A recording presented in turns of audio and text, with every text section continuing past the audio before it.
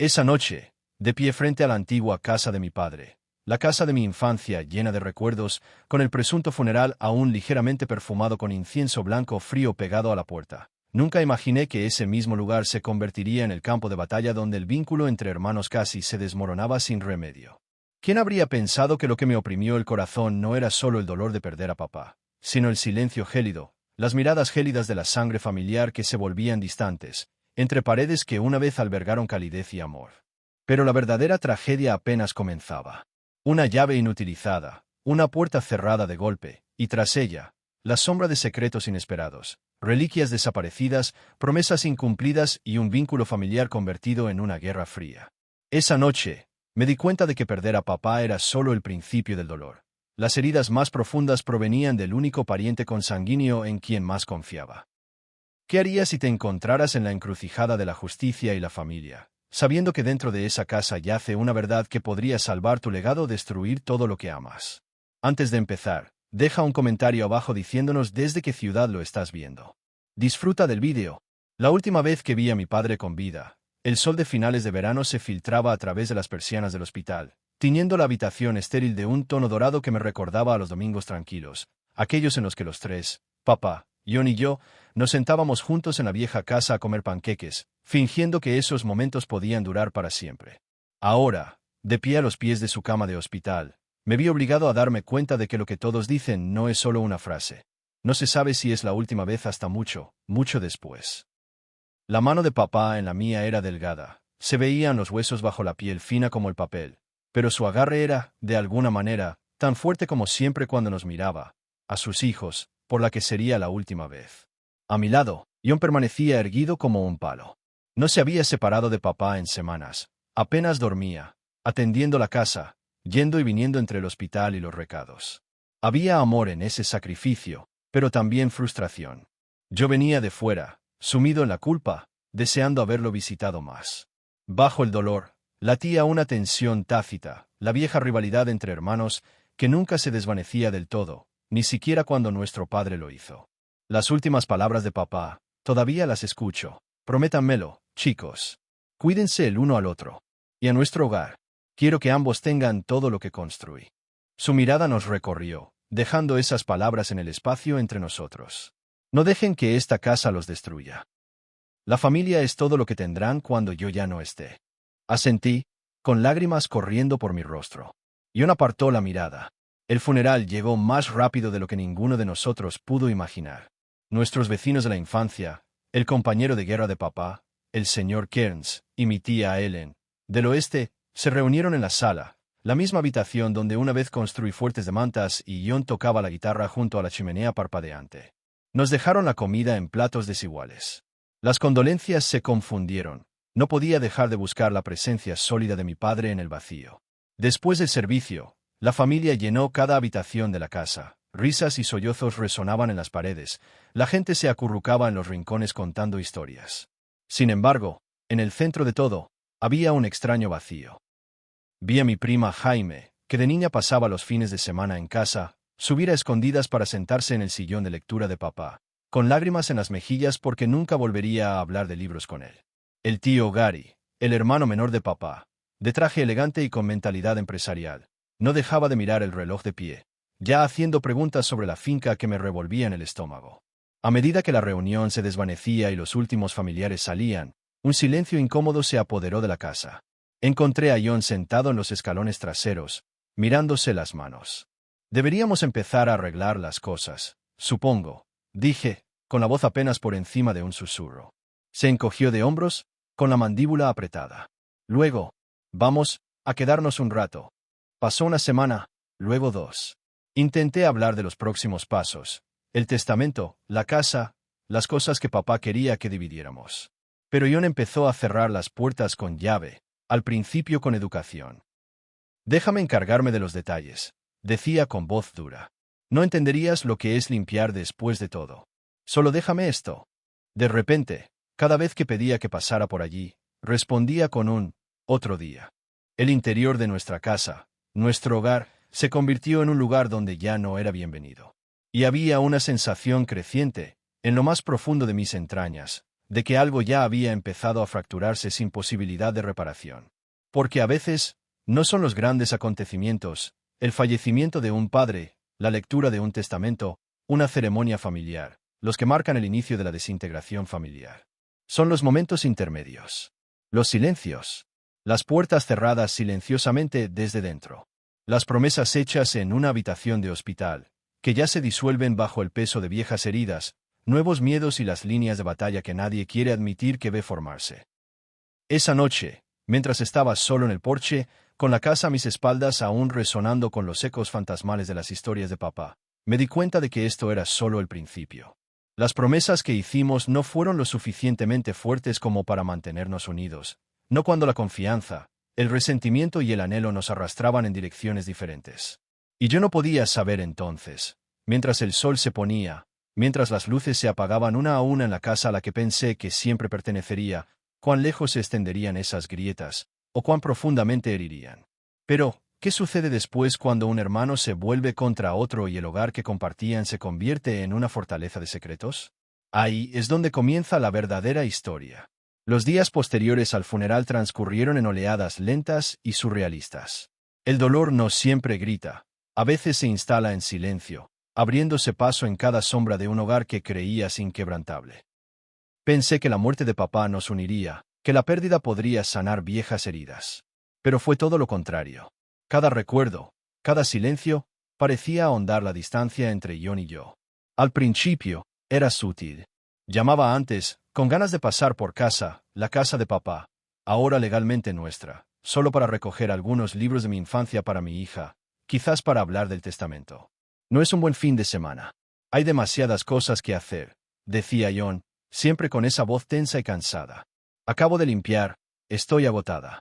La semana que viene. Semana tras semana, la puerta siempre estaba fuera de mi alcance. Lo ignoré como dolor. Después de todo, John había vivido con papá. Lo había cuidado durante esos últimos meses, sacrificando su propia vida de maneras que apenas podía entender desde la distancia. Tal vez necesitaba tiempo. Pensé, quizás siente que la casa es todo lo que le queda. Pero luego las semanas se convirtieron en un mes, luego en 2.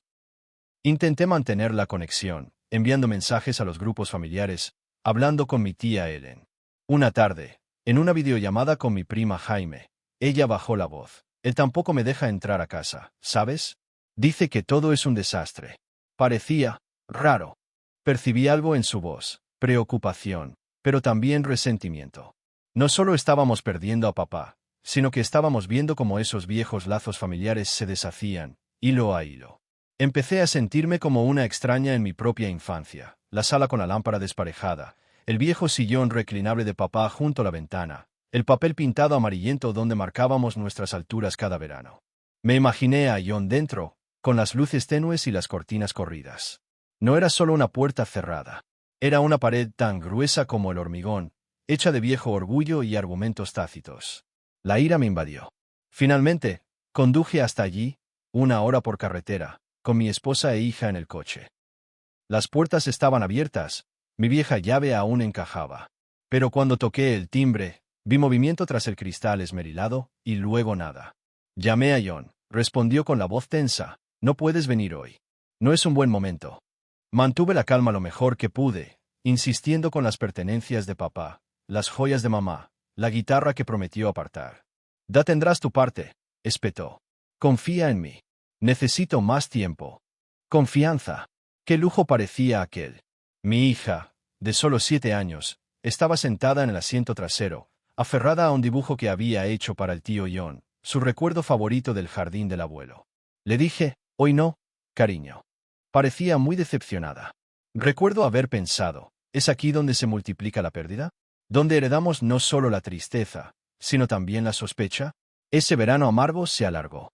Mi esposa intentó consolarme, recordándome todo lo bueno que había más allá de estas 4 paredes, pero era difícil dejarlo ir. No cuando cada llamada daba vueltas, cada mensaje quedaba como leído. Y siempre, la sensación de que alguien ocultaba algo, o se escondía de mí. Incluso los amigos de la familia empezaron a notarlo. El señor Cairns me llamó, con la voz áspera por la edad. Tu hermano no es el mismo. Tiberian Centaur se converser. Esa casa significa demasiado para dejar que la amargura se salga con la suya. Ojalá fuera tan sencillo. El dolor no fue la piedra de toque. Fue la excusa. El dolor y el resentimiento fueron el martillo, hundiendo cada día una piedra aparentemente invisible. Ya no se trataba solo de las pertenencias de papá ni de la casa, sino de la pérdida de confianza y una sensación de traición que me revolvía el estómago.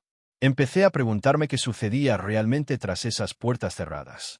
¿Qué estaba protegiendo John exactamente? ¿Era el legado de papá o sus propios secretos?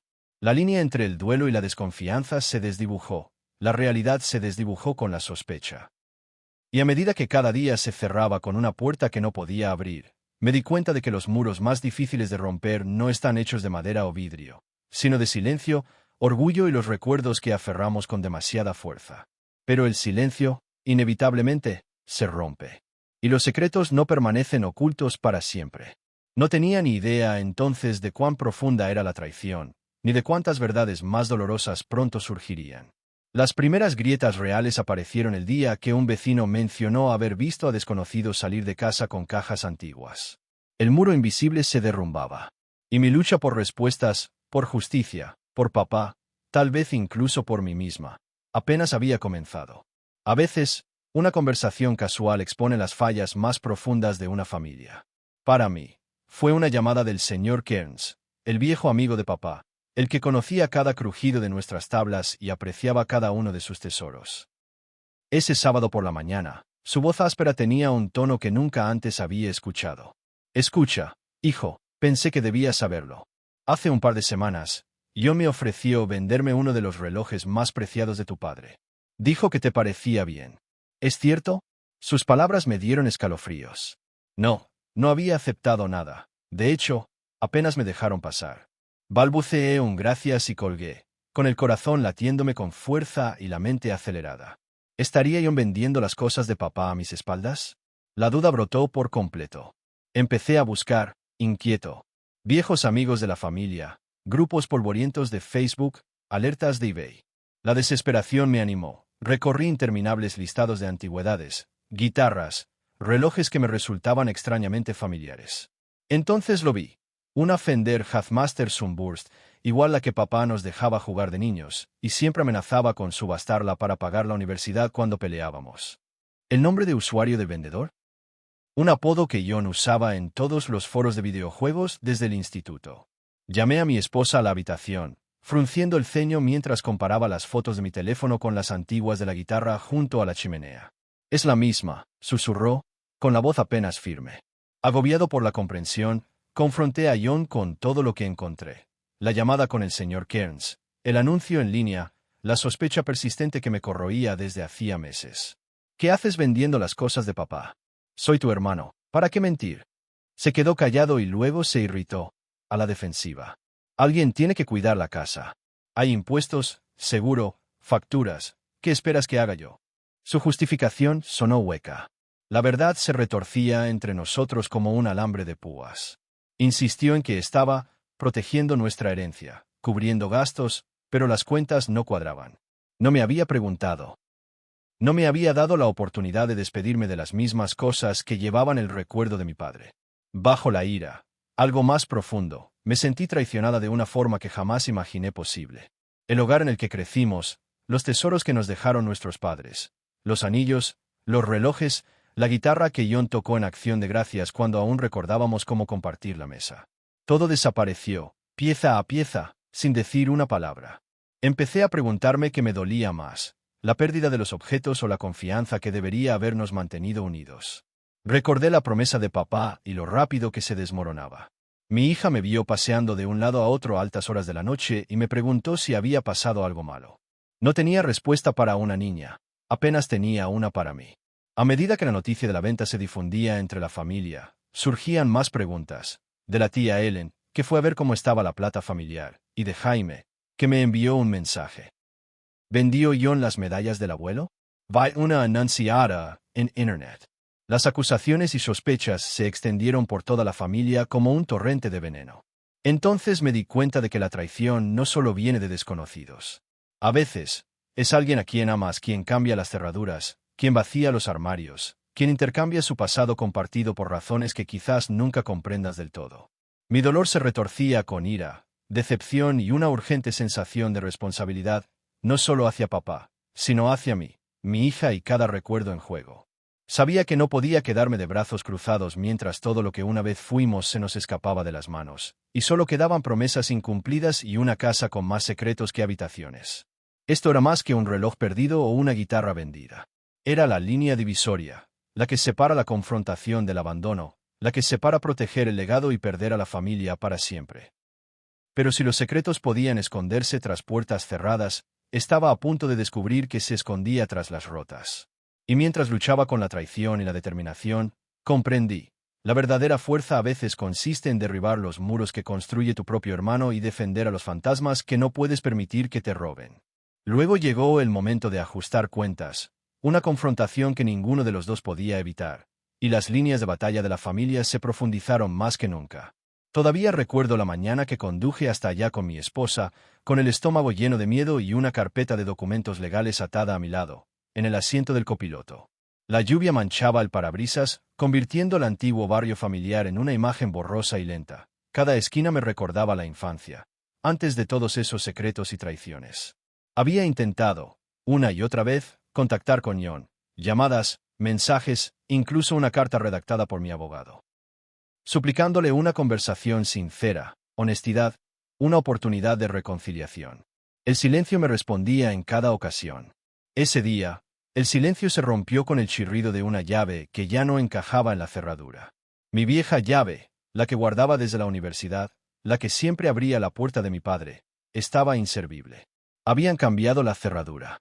Mi esposa me aferró la mano, con los ojos tensos por la preocupación, mientras permanecíamos bajo el alero bajo la lluvia arreciante. Tocamos el timbre, llamamos, nada. Tras las cortinas, vi movimiento, un destello del televisor, una sombra que pasaba. John estaba allí, evitando nuestra mirada, negándose siquiera a reconocer nuestra existencia fuera de esas paredes. Mi voz sonaba cansada, casi un eco de las discusiones de ayer. John, por favor. Hablamos. Tenemos que resolver esto. Solo hubo más silencio.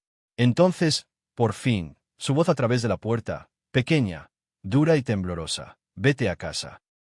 No eres bienvenido aquí hoy. Te dije que te llamaría cuando estuviera listo. Ese fue el momento en que algo cambió en mí. El dolor se había convertido en ira. Ahora volvía a transformarse, convirtiéndose en una especie de fría resolución. Por mucho que lo odiara, ya no se trataba solo de dos hermanos en desacuerdo. Ahora se trataba de lo correcto, de un legado, de principios que trascendían incluso la sangre. Llamé al abogado con voz temblorosa pero firme. Ha cambiado las cerraduras. Ni siquiera abre la puerta. Mi abogado, el señor Kalewa, no dudó. Lo has hecho todo bien. Es hora de intensificar el asunto. Solicitaremos una orden judicial. Tienes derecho a entrar como copropietario y beneficiario. La próxima vez te acompañaré y traeré a la policía si es necesario. Esa noche, apenas dormí. Mi esposa se sentó conmigo, haciéndome círculos en la espalda, susurrando. Pase lo que pase, tienes razón en luchar por esto. Por tu padre. Por tu familia. Le creí, pero eso no alivió el dolor. El deseo de que, de alguna manera, John abriera la puerta, me dejara entrar y tal vez nos permitiera a ambos empezar a sanar. A la tarde siguiente, llegamos con refuerzos, mi abogado, un policía local de Guardia Civil, por fin, un cerrajero. La casa permanecía en silencio, casi desafiante, con el porche reluciente tras la lluvia. El coche de John había desaparecido, quizás a propósito, quizás por miedo, pero la tensión seguía tan intensa como siempre. El cerrajero trabajó rápido, la cerradura cedió con un fuerte clic. La puerta se abrió de golpe, y el olor ya no era de consuelo, sino de ausencia, polvo y algo indescriptible. El agente asintió, libreta en mano. Mi abogado susurró, documenten todo. Tómenlo con calma. Entramos con el corazón latiendo con fuerza. Habitaciones que antes bullían de risas y discusiones estaban saqueadas, con cajones astillados y estantes vacíos. Mi esposa caminaba de puntillas detrás de mí, tomando fotos, señalando detalles. Una huella en el polvo, un marco perdido que una vez contuvo la foto de la boda de nuestros padres. De repente, la casa parecía más una escena del crimen que un hogar. Recuerdos y tesoros desaparecidos. Ecos del pasado borrados por el secretismo y la desesperación. Mi abogado negó con la cabeza, incrédulo. El policía, amable pero firme, pidió una lista de los objetos faltantes y prometió presentar una denuncia completa por robo y posible conversión de activos como parte del proceso sucesorio. Al recorrer cada habitación vacía, sentí una extraña mezcla de tristeza, indignación y resignación. ¿Cuánto había caído John para hacerme esto no solo a mí, sino al legado de papá, a toda nuestra familia? ¿Cuánto había llegado yo, obligada a asumir un papel que nunca quise, luchar contra mi propio hermano en el tribunal, observar mientras desconocidos inventariaban mis recuerdos de infancia en busca de pruebas? Al salir, me detuve en la entrada, donde aún colgaba una fotografía descolorida, la última reliquia olvidada, quizás, o simplemente insignificante para John. Los tres, sonriendo, abrazados, sin rastro de estas futuras batallas. Afuera, mientras el cerrajero cambiaba la cerradura por última vez, mi abogado me puso una mano reconfortante en el hombro. Hiciste lo correcto. A veces, para honrar a nuestros seres queridos, tenemos que defender sus deseos, incluso si eso significa perder algo en el camino. En ese momento, supe que el siguiente capítulo no sería sencillo. Trámites legales, juicios, más enfrentamientos dolorosos. Me preparé, no solo para una batalla legal, sino para la destrucción definitiva e irreversible de la familia que una vez creí inquebrantable. Porque a veces, en la lucha por lo justo, se pierden cosas mucho más allá de lo que la ley puede devolver. Y al cerrar la puerta, me di cuenta de que ya no se trataba solo de propiedades. Se trataba de descubrir quién era yo, al límite. El ajuste de cuentas aún no había terminado. El verdadero enfrentamiento, en los tribunales y en mi propio corazón, apenas comenzaba. El día que por fin volví a la casa de mi infancia, no me sentí como en casa. Con cada paso vacilante, me preparaba para la angustia inexplicable. La angustia de ver el pasado borrado, pieza a pieza, por alguien en quien una vez confiaste sin reservas. El aire dentro era gélido, no por ninguna ventana abierta, sino por el vacío. Los pasillos que antes resonaban con la risa de papá, el eco de la guitarra de John, incluso el pesado y familiar golpe de la puerta principal al cerrarse tras mí, todo ello reemplazado por un silencio antinatural, ese vacío que llega después de que ya se han llevado todo lo importante. Mi abogado me guió, registrando en silencio cada detalle. El policía que nos acompañaba miró a nuestro alrededor con profesional indiferencia, pero no pudo ocultar una pizca de sorpresa al ver el aspecto de la casa. Estantes, armarios y cajones vacíos o abiertos y rotos, como si alguien hubiera intentado borrar cada recuerdo con manos apresuradas y desesperadas. Mi esposa permaneció cerca, con los ojos vidriosos y la cámara a la mano, mientras catalogaba los daños para el tribunal. Pero en realidad, creo que solo intentaba preservar lo que quedaba para mí. En la sala, la preciada colección de relojes de papá había desaparecido. Solo quedaban tenues contornos en el papel pintado, como fantasmas que lloraban su propia desaparición. El viejo tocadiscos, antaño la pieza central de cada reunión familiar, había desaparecido. Iba de habitación en habitación aturdido, la ausencia de cada tesoro como un golpe físico. La colección de relojes había sido arrancada del escritorio cerrado con llave de papá, con los cajones colgando de sus bisagras. Faltaban los estuches de las guitarras, la repisa estaba despejada, incluso el joyero de mamá, que papá guardaba escondido en el fondo del armario. Para mí, estaba vacío, con su forro de terciopelo abandonado como una broma cruel. Fragmentos de la vida de mis padres, de la historia de nuestra familia, simplemente, se habían desvanecido.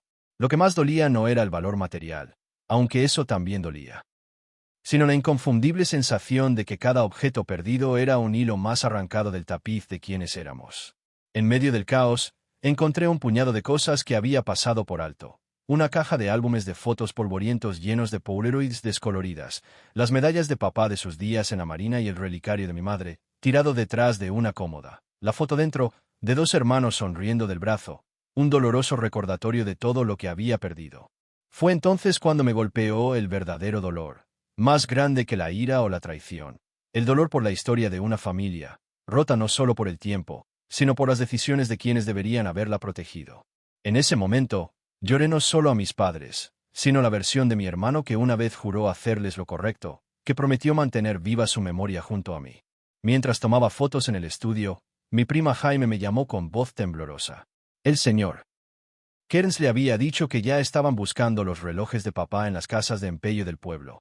Era solo cuestión de tiempo antes de que incluso esos rastros de él desaparecieran, vendidos a desconocidos que desconocían su verdadero valor. Mi abogado encontró un fajo de papeles en la mesa del comedor, prueba de un préstamo reciente con la casa como garantía, firmado únicamente por John. Negó con la cabeza, confirmando en voz baja lo que temía. Una traición no solo a mí, sino a toda la confianza que nuestro padre había depositado. El policía tomó notas, prometiendo una investigación, pero nada de lo que dijo pudo reconstruir lo que ya se había perdido. Al salir de casa, miré por última vez la escalera donde John y yo solíamos correr, la mancha de pintura a la pared que aún marcaba las alturas de cada cumpleaños. Comprendí, repentina y profundamente, que el dolor no siempre proviene de perder lo que amas. A veces, la herida más grande es no poder protegerlo. Pero entre las lágrimas y la furia, algo dentro de mí se calmó. No podía borrar el daño, no podía retroceder el tiempo. Lo que podía hacer ahora era luchar por la justicia, no solo por mí, sino por la memoria de mis padres, y tal vez, de alguna manera, por lo que quedara del honor de mi familia. Porque a veces la tragedia no te deja otra opción que convertirte en tu propio guardián, de la memoria, del legado y de la esperanza de que nunca dejarás que la historia se repita. Y mientras me preparaba para la batalla judicial que se avecinaba, me di cuenta de que la verdadera fuerza no consiste solo en aferrarse al pasado. Es tener el coraje de afrontar lo perdido y de luchar, incluso en solitario, por lo que aún queda. ¿Qué sucede cuando las heridas son demasiado profundas para el perdón? Pondría a prueba no solo la ley, sino la esencia misma de la historia de nuestra familia. Es extraño cómo las peleas más grandes de la vida no terminan con gritos, sino con firmas. El día que entramos al juzgado, mi abogado a mi lado, John al otro lado de la sala, evitando mi mirada, pude sentir cada gramo de nuestra infancia compartida pesando en el silencio. Incluso el aire se sentía tenso, cargado de cosas no dichas, dolor, traición, arrepentimiento. La batalla legal se desarrolló como un accidente automovilístico a cámara lenta. Las pruebas quedaron al descubierto, fotos de las habitaciones vacías, cajas con reliquias familiares desaparecidas, recibos y listas de las cosas de papá subastadas a desconocidos. Mi tía Ellen subió al estrado, con la voz temblorosa, mientras le contaba al juez cuánto significaban para ella los cubiertos de papá, lo devastada que estaba al ver a la familia destrozada.